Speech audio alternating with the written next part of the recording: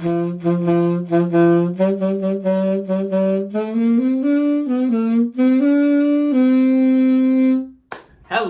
everybody and welcome to the table. I'm your host, Teen Wolf, and today I am super duper duper duper whooper excited because today I am finally going to be doing a Pauper deck for this channel for table games. And before we get into the video, please consider subscribing. It's completely free. It helps out a ton.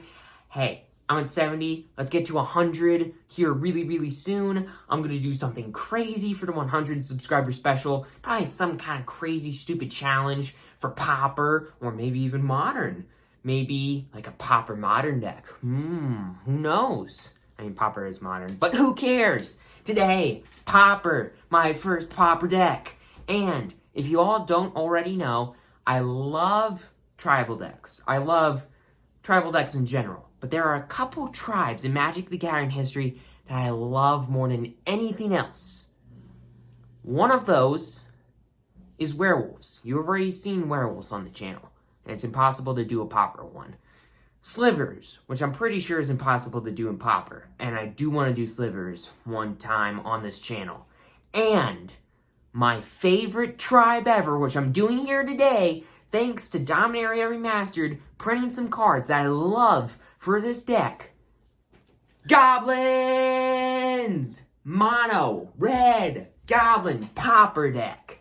I'm so excited for this. As you can tell, I've been looking forward to this set coming out now for like a month. And I've been looking forward to building this deck for, a year.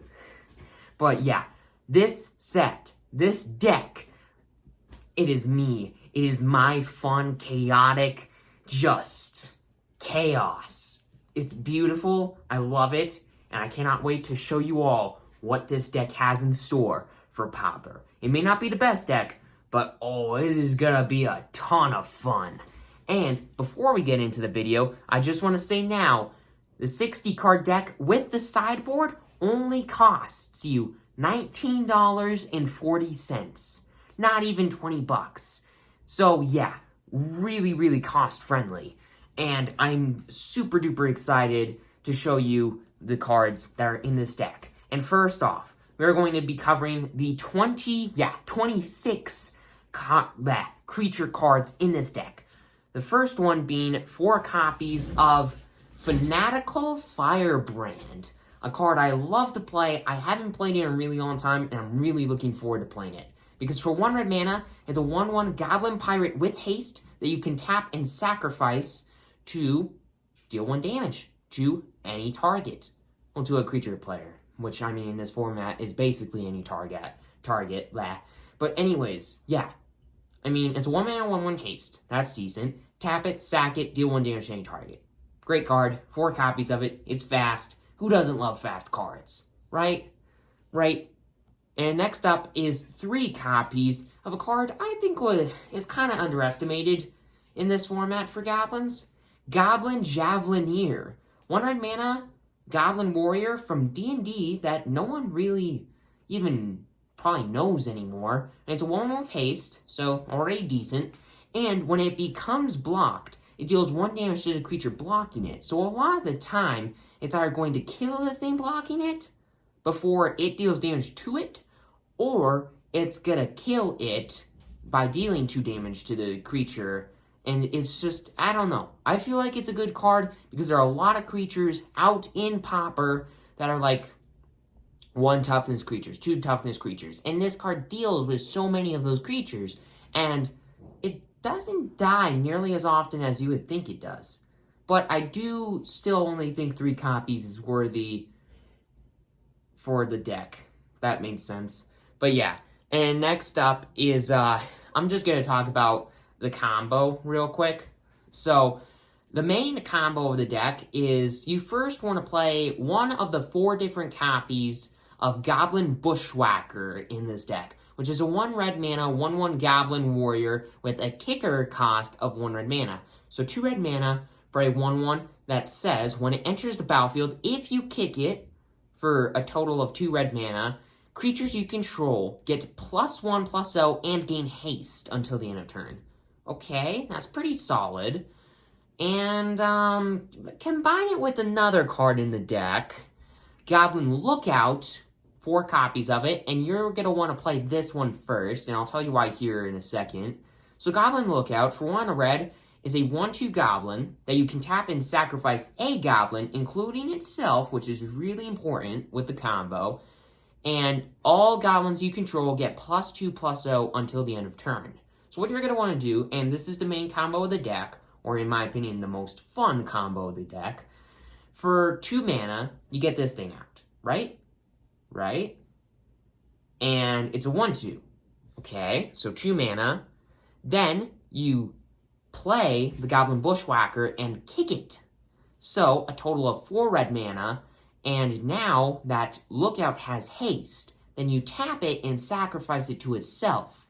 So in the end, you're going to pay 4 red mana, sack a creature, get a 2/1 with haste out, and then all your goblins get +2/+0 as well, in addition to the already +1/+0 bonus and haste. So Goblin Bushwhacker is going to be a 4/1 with haste when it comes into play, and all your other goblins are going to get +3/+0 and haste for 4 mana and sacrificing 1 goblin. Yeah, you can see why this combo's broken. Now, you may be thinking, okay, how are you going to take advantage of this? By making a gajillion goblin tokens. One of the cards that does this is Goblin Instigator, which I also have 4 copies of. And for 1 red, it's a 1/1 Goblin Rogue, that when it enters, you make a 1/1 Goblin token. Simple as that. And then the other way to make Goblin tokens in this deck is as a creature, wow, I can't say words.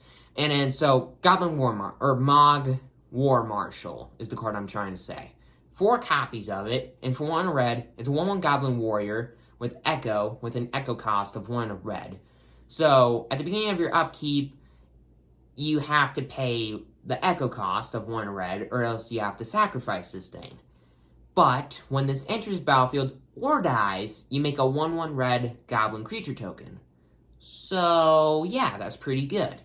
So in the end, you're going to get 2 Goblin tokens out of both Mog War Marshal and Goblin Instigator, which is good, because, I mean, you want as many creatures out on the board as you can for this combo, and a couple other sweet things in this deck, a couple other really good cards. But, so you may be thinking, okay, you're probably not going to do the combo that often. Well, if you haven't been playing Pauper for that long, there's a common goblin that's played in every single goblin deck ever because it searches for your combo pieces, your goblin combo pieces anyways. And that is none other than Goblin Matron, which I have 3 copies of because you don't want to be pulling it all the time. And hey, if you want another copy of it in the deck, there's one on the sideboard. But anyways, Goblin Matron for 2 red is a 1/1 goblin that when it enters the battlefield, you search your deck for a goblin. I recall you reveal it, put it into your hand, and then shuffle your deck. So if you have one of the combo pieces, great. You get to go look for it. Well, you get to go look for the other half of the combo. If you don't have either, at least you got half of it. And hey, it costs 3 mana, and it's a 1/1 body. So it's a good chump blocker. So really, really solid card overall. And that is the 26 creatures in the deck. Now there's going to be 4 instants in the deck, and 11 sorceries, which, yeah, they're fun. They're fun, to say the least. The 4 instants in this deck, and another way that you can kind of take advantage of all the goblins that you make, is 4 copies of Outnumber. 1 red mana instant that says, this card deals damage to a target creature equal to the number of creatures on the battlefield under your control. So if all the goblins you're making, basically this says, hey, 1 red mana instant, I'm going to blow up a creature. So yeah, that is the main source of creature removal in the deck, because, I mean, it's so busted.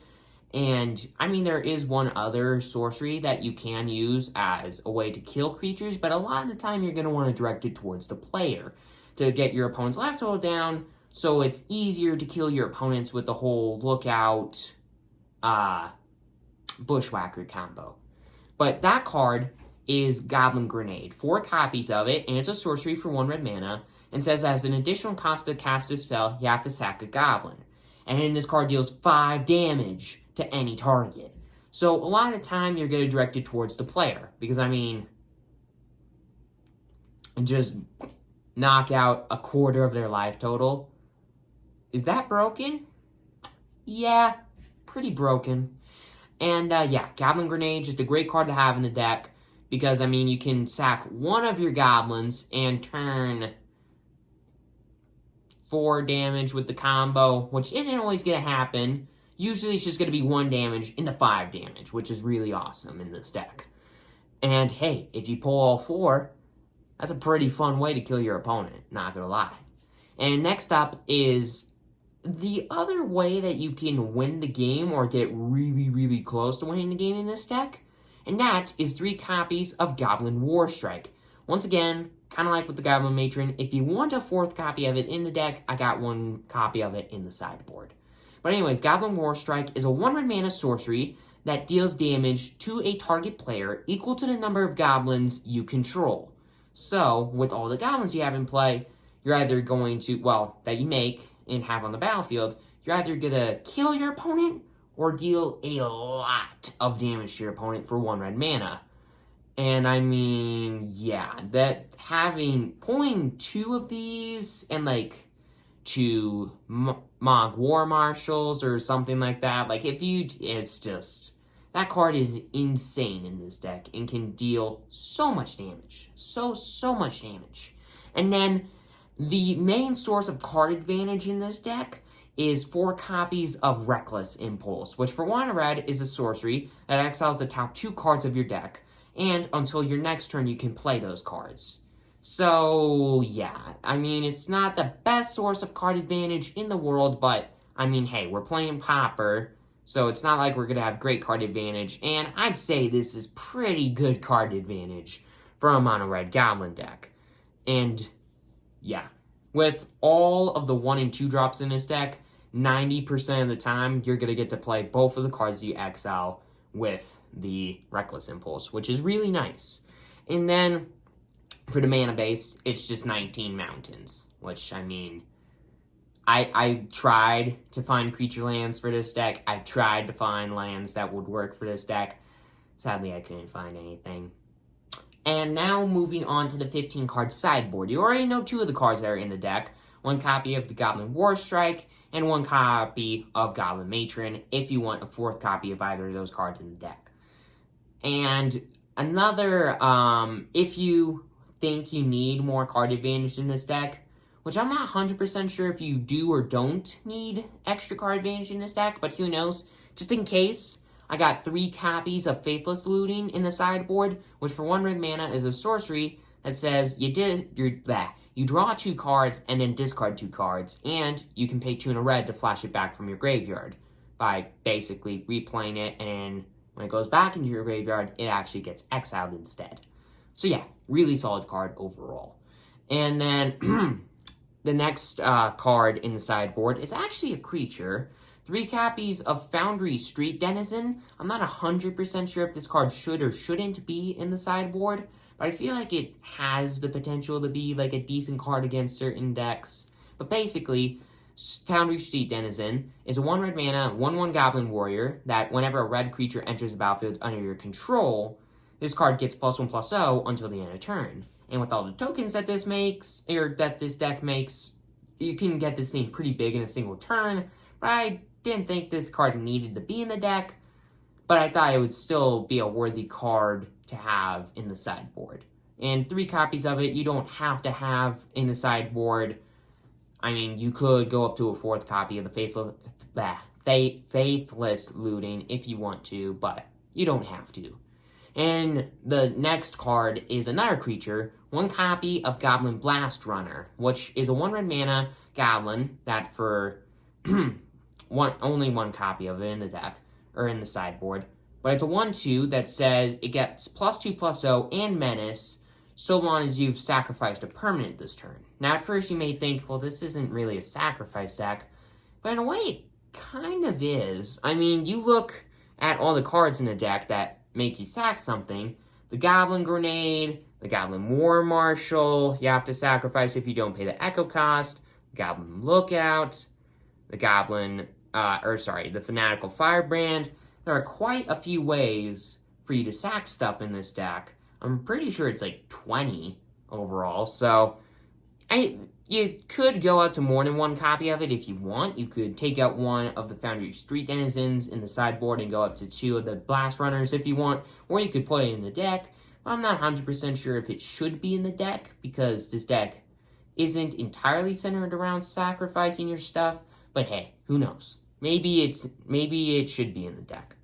But anyways, next up is 4 copies of Lightning Bolt, because I mean, why would you not have this in the sideboard? I mean, it's a 1 red mana instant that deals 3 damage to any target. 4 copies of it. I mean, it's so good. I mean, just have it in the sideboard, no matter what. You don't have to have 4 copies of it, but I feel like you should, because I mean, it's just such a good card. It's such a good card. And then the last card in the sideboard for this deck is Goblin War Party. And I'm not 100% sure if this card should or shouldn't be in the deck, but who knows, maybe it should be.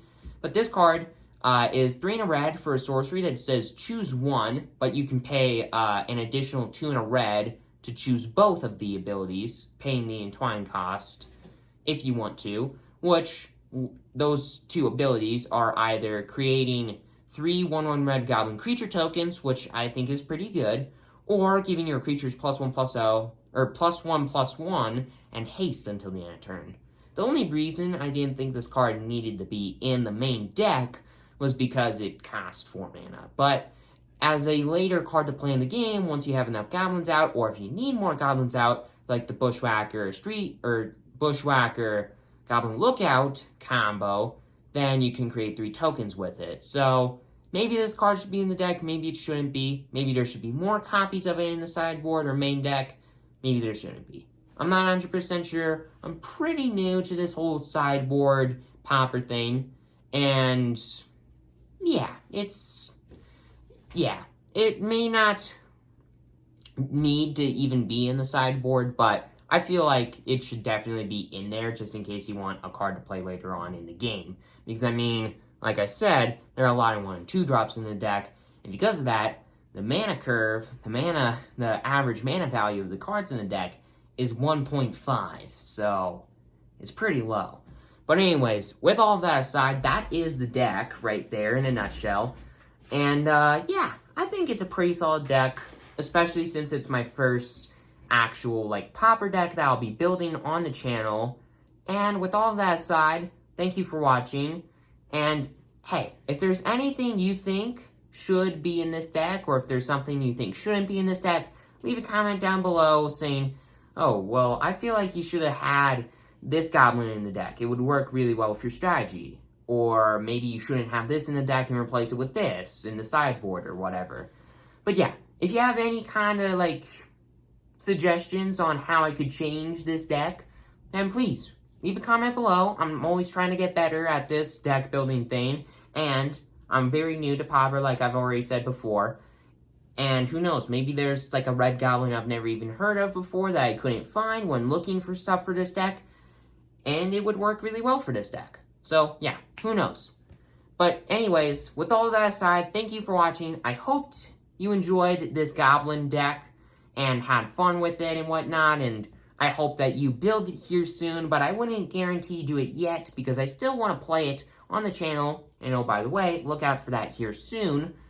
And yeah, with all of that aside, thank you for watching. I'm your host, Teen Wolf. Please consider subscribing if you haven't already. It's completely free, and I hope you look forward to a gameplay video for this pretty fast, pretty powerful goblin deck here in the next week or so. So, anyways, with all that aside, see you in the next video.